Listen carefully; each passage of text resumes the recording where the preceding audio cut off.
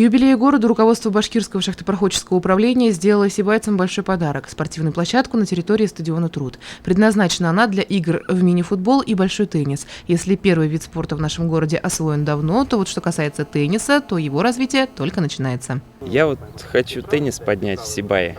Я сам с детства тренируюсь в теннис. И тренировался в академии за рубежом в Испании. Вот, получил массу навыков. Вот хочу поделиться ими.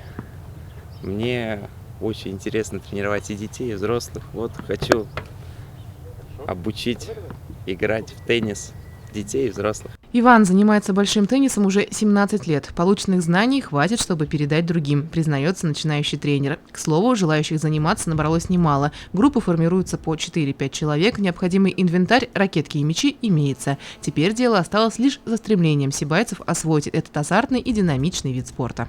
Физическая подготовка – это основа всех спортивных игр. Ну вот в теннис не исключение. То есть тоже нужно хорошо быть физически подготовленным. А так, технику можно поставить для любого человека и физику подтянуть. Так что ничего сложного не будет для жителей Сибая. Возрастных ограничений для занятий большим теннисом нет. За ракетку может взяться и стар, и млад. Занятия проходят на корте за спортивной школой каждую субботу и воскресенье с 10, 12, 14 и 16 часов. Если уж записаться на теннис вы не решитесь, то хотя бы приходите понаблюдать за смельчаками, рискнувшими покорять новую спортивную вершину.